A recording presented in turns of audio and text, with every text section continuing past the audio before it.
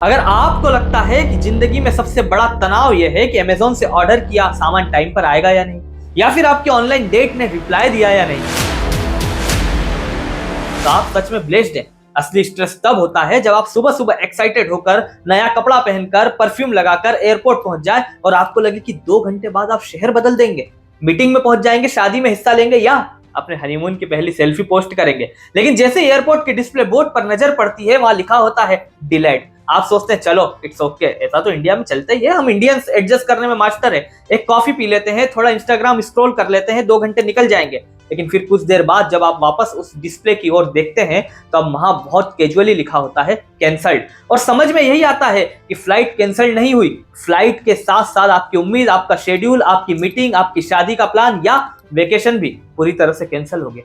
ये किसी 2-4 लोगों की कहानी नहीं थी, पूरे देश के हवाई अड्डों पर हजारों लोग फर्श पर बैठे हुए थे, जैसे किसी ने एयरपोर्ट को अचानक बस अड्डे में कन्वर्ट कर दिया हो। बच्चे रो रहे थे, बुजुर्ग परेशान बैठ गए थे, कपल लड़ रहे थे, नौकरी पर जा रहे लोग बुरी तरह टेंशन में थे और एयरलाइन के एम्प्लॉय पर लोग गुस्से से चिल्ला रहे थे।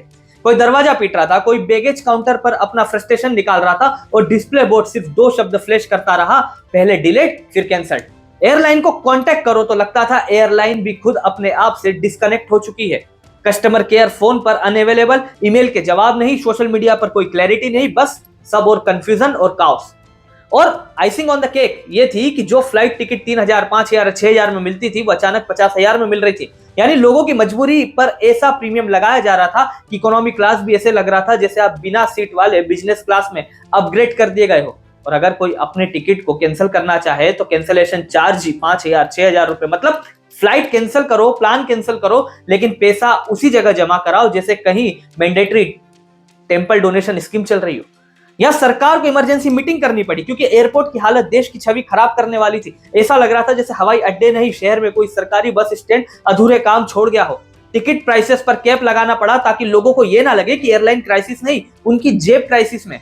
फिर सरकार ने इंडिगो से कहा कि 2 दिन में सब नॉर्मल करो वरना पब्लिक पेशेंस खत्म होने वाला। इंडिगो ने बेहद आराम से जवाब दिया, 2 दिन में तो पॉसिबल नहीं है, हमें 15 से 20 दिन चाहिए। यानी एयरलाइन बोल रही थी हमारी तैयारी 0 है लेकिन समय इनफाइनाइट चाहिए। डीजीसीए ने इंडिगो के सीईओ को नोटिस भेजा, सबको लगा कि अब अकाउंटेबिलिटी दिखेगी, लेकिन ट्विस्ट यहीं से शुरू होता है। जिन सेफ्टी आधारित एफडीटीएल रूल्स को एक्सपर्ट्स ग्लोबल स्टैंडर्ड्स बताते थे, जिनका नोटिफिकेशन जनवरी 2024 में हो चुका था, जिनके लिए पूरे इंडस्ट्री को नवंबर 2025 तक समय मिल चुका था, वही रूल्स आगे के लिए टाल दिए गए क्योंकि सबसे बड़ा प्लेयर रेडी नहीं था। अब बाजू के किसी कॉमन मैन से पूछो गलती किसकी, जवाब आएगा कंपनी की।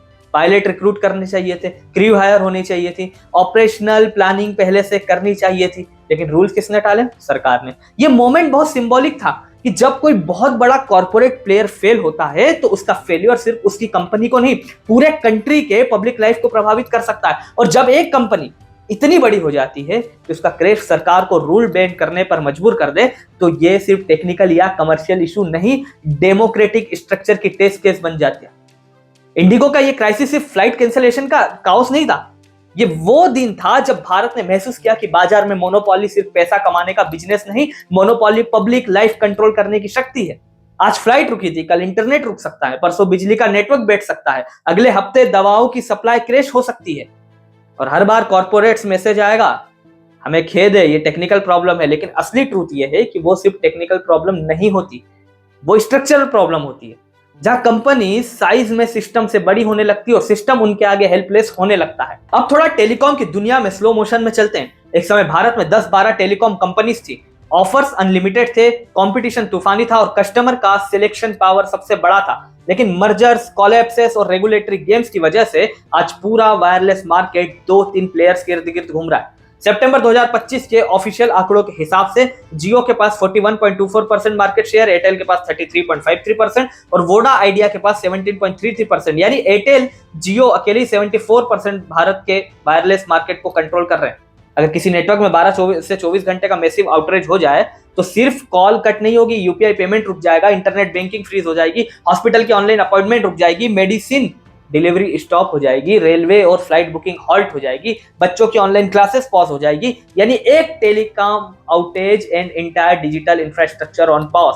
और तब हम क्या करेंगे? प्रेस नोट पढ़ेंगे, असुविधा के लिए खेद है। आज डेटा सस्ता है, एंटरटेनमेंट हाई है, कन्वीनियंस अमेजिंग है, लेकिन यदि मोनोपोली के पास टुमारो टेरिफ कंट्रोल हो, रेगुलेटरी इन्फ्लुएंस हो और मार्केट डोमिनेंस हो तो उनका डिसीजन सिर्फ प्रॉफिट स्ट्रेटजी नहीं, नेशनल मूड स्ट्रेटजी बन सकता है। और सबसे बड़ा डेंजर मोनोपोली का यही है, कस्टमर एंग्री हो सकता है लेकिन कस्टमर एग्जिट नहीं कर सकता। कस्टमर शिकायत कर सकता है लेकिन सिस्टम चेंज नहीं कर सकता। मोनोपोली हमेशा कस्टमर को कन्वीनियंस नहीं देती, मोनोपोली कस्टमर को हेल्पलेसनेस देती है। और इसी पॉइंट पर अगर आपको स्टोरी टेलिंग और एनालिसिस जेन्युइनली यूजफुल लग रहा हो और आप ऐसे ही वीडियोस देखना चाहते हैं जहां इकोनॉमिक्स और पॉलिटिक्स डिकोड होती है, तो एक काम करिए, अभी चैनल सब्सक्राइब कर लीजिए। ऐसे कंटेंट को सब्सक्राइब करना एंटरटेनमेंट नहीं, सेल्फ अवेयरनेस इन्वेस्टमेंट है, क्योंकि इग्नोरेंस से बड़ी कोई टेक्निकल प्रॉब्लम नहीं होती। खैर, अब सीमेंट सेक्टर की बात करते हैं तो अल्ट्राटेक की एनुअल कैपेसिटी 183 से 190 मिलियन टन के आसपास है, जो पूरे देश की टोटल सीमेंट कैपेसिटी का लगभग 25% है। अगर अल्ट्राटेक और कुछ बड़े प्लेयर्स अचानक प्राइसेस में 8 से 10% इंक्रीज कर दे तो घर बनाने वाले मिडिल क्लास लोगों का पूरा बजट हिल जाएगा। और अगर प्राइसेस 25 से 30% जंप कर जाए तो हाउसिंग बेसिक नीड से निकलकर लाइफ टाइम लग्जरी प्रोडक्ट बन जाएगी। फिर गवर्नमेंट सिर्फ ये कह पाएगी, बाजार तय करेगा। लेकिन जब बाजार हैंडफुल कंपनियों का हो तो बाजार नहीं, बोर्डरूम प्राइस तय करता है। और अब पोर्ट और कार्गो की तरफ चलते हैं। अडानी पोर्ट्स आज 14 पोर्ट्स और टर्मिनल्स ऑपरेट्स कर रहा है और पूरे देश के कार्गो का लगभग 27% अकेले हैंडल कर रहा है, यानी हर चौथा टन इंपोर्ट या एक्सपोर्ट उसी नेटवर्क के थ्रू चलता है। अगर किसी वजह से पोर्ट्स हॉल्ट हो जाए, चाहे स्ट्राइक हो, डिस्प्यूट हो जाए, टेक्निकल ब्रेकडाउन, तो सिर्फ ट्रेड नहीं रुकेगा, petrol outlets, fertiliser supply, commodity, logistic, coastal shipments और नेशनल सप्लाई चेन पूरे का पूरा फ्रीज हो सकता है। हम इसे अक्सर कॉर्पोरेट सक्सेस की तरह देखते हैं, लेकिन असल में ये स्ट्रेटेजिक वल्नरेबिलिटी भी है। इलेक्ट्रिसिटी डिस्ट्रीब्यूशन में भी वही ट्रेंड है। बड़े शहरों में कुछ ही कंपनीज के हाथ में पावर डिस्ट्रीब्यूशन है। टेरिफ इंक्रीज हो जाए तो थ्योरेटिकली आप प्रोवाइडर चेंज कर सकते हैं, प्रैक्टिकली आपके पास ऑप्शन ही नहीं है। यही मोनोपोली की सबसे बड़ी पहचान है। ऑप्शंस कम, डिपेंडेंसी हाई, चॉइसेस कम, हेल्पलेसनेस शुरू।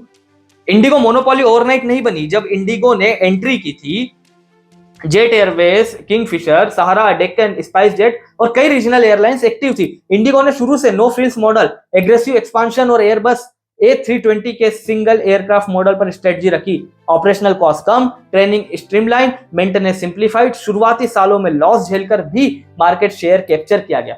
2012 से 2018 के बीच किंगफिशर बंद, जेट एयरवेज ढह गई, सारा पहले ही एग्जिट हो चुकी थी, फील्ड धीरे धीरे खाली होता गया। गवर्नमेंट की उड़ान स्कीम में नए एयरपोर्ट्स, रीजनल रूट्स एक्सपांड हुए और सबसे बड़ा बेनिफिट उसी को मिला जिसका फ्लीट पहले से बड़ा था, और वो था इंडिगो। कोविड एरा में इमरजेंसी फंडिंग और स्लॉट एलोकेशन के डिसीजंस भी इसी डोमिनेंस को स्ट्रेंथन करते गए। गो फर्स्ट कोलैप्स के बाद उसके स्लॉट्स भी इंडिगो और एयर इंडिया को मिले। आज डोमेस्टिक एविएशन में इंडिगो का 60 to 65% मार्केट शेयर है। इसका मतलब ये नहीं कि सर्विस बेस्ड है, इसका मतलब ये है कि कस्टमर के पास ऑप्शंस कम है और डिपेंडेंसी अधिक है। और सबसे अलार्मिंग हिस्सा यह है कि जब सबसे बड़ा प्लेयर एजुकेट हायरिंग नहीं करता, स्लॉट्स एग्रेसिवली बढ़ाता है और जब सिस्टम ओवरलोड होकर ब्रेकडाउन होता है तो सरकार सेफ्टी रूल्स इंप्लीमेंट करने के बजाय उन्हीं रूल्स को आगे टाल देती है। यानी सेफ्टी स्टैंडर्ड्स पीछे, कॉर्पोरेट कन्वीनियंस आगे। मोनोपोली सिर्फ इकोनॉमिक कंसेंट्रेशन नहीं है, मोनोपोली डेमोक्रेटिक इम्बैलेंस भी है। जब किसी सेक्टर की 60 to 70% ताकत एक कंपनी के पास हो, पब्लिक फ्रस्ट्रेशन बढ़ता है, लेकिन पब्लिक स्विचिंग कैपेसिटी जीरो होती है। कस्टमर नाराज हो सकता है, कंप्लेंट कर सकता है, लेकिन एग्जिट या अल्टरनेटिव रेयरली मिलते हैं। और यही फियर है, मोनोपोली कस्टमर को डिपेंडेंट बनाती है। आज एविएशन रुका, कल टेलीकॉम रुकेगा, परसों इलेक्ट्रिसिटी रुकेगी और अगले हफ्ते मेडिसिन सप्लाई रुकेगी। और हर बार मैसेज आएगा, टेक्निकल इशू है। असल में इशू टेक्निकल नहीं है, स्ट्रक्चरल है। हमने ऐसी कंपनीज बनाई जिनका failure country wide disruption create कर सकता है। सबसे बड़ा सवाल यह है, हम कैसा भारत बनाना चाहते हैं? वो भारत जहां कंपनीज नागरिकों की सेवा करे, या वो भारत जहां नागरिक कंपनीज की इच्छा पर जिंदा रहे? वो भारत जहां नियम सब पर बराबर लागू हो, या वो भारत जहां बड़े प्लेयर्स रूल्स बेंड करा ले और छोटे प्लेयर रूल्स में फंस जाए? इंडिगो ने फ्लाइट्स कैंसिल नहीं की, इंडिगो ने हमारे फ्यूचर की तस्वीर दिखाई है। वो फ्यूचर जहां कोई भी कंपनी कह सकेगी, मैं नहीं चलूंगी, तुमको रुकना है तो फर्श पर बैठ जाओ। और हम डिस्प्ले बोर्ड्स पर सिर्फ 2 वर्ड्स पढ़ेंगे, पहले डिलीट फिर कैंसल्ड, और पूछेंगे ऑप्शन क्या है, और जवाब आएगा यही तो ऑप्शन है। अगर हम सवाल नहीं पूछेंगे तो मोनोपोली हमारा फ्यूचर डिसाइड करेगी। अगर हम सवाल पूछेंगे, लोकतंत्र हमारे सवाल सुनेगा, न कि किसी करप्शन कॉर्पोरेशन का मुनाफा।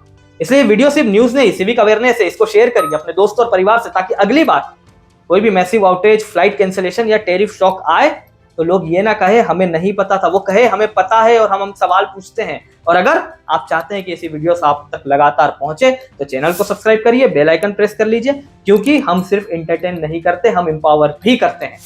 एक नई वीडियो के साथ आप सभी से जल्द मुलाकात होगी। धन्यवाद। जय हिंद।